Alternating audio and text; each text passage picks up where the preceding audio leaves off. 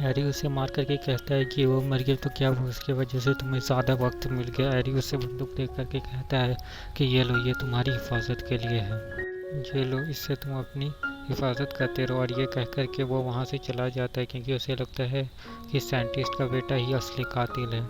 क्योंकि एरिन वाली पार्टी में वही नशे वाली दवाई को लाया था। एरिन अपनी उस दोस्त से मिलती है और वो उसे उसके डैड के बारे में बताती है, जो सुनकर के वो बहुत ही ज़्यादा रो रही थी।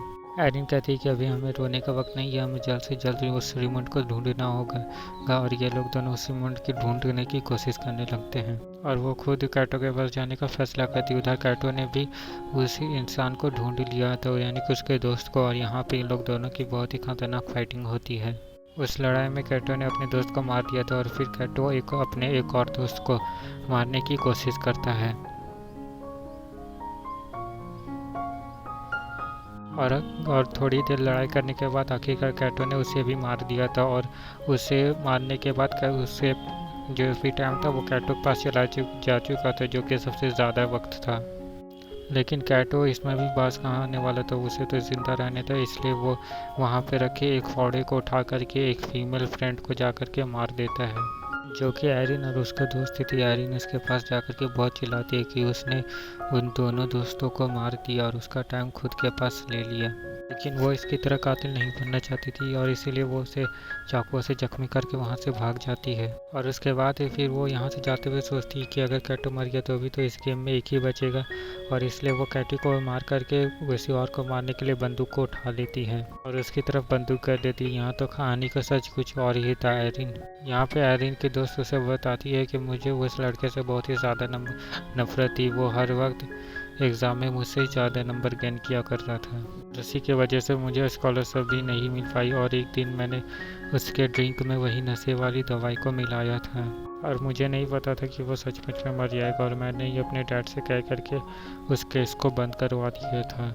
वो आयरिन को बंदूक देखते हुए कहती है कि मुझे मार दो, मुझे जिंदा रहने का हक नहीं है। लेकिन आयरिन ऐसा नहीं करना चाहती थी और तभी पीछे से कैटो आता है और आयरिन को आंखों में चाकू से हमला करके उसे मार देता है। और फिर आयरिन उसके पास जा कर के मर जाती है, यानी कि अपने फीमेल फ्रेंड के पास जा कर के।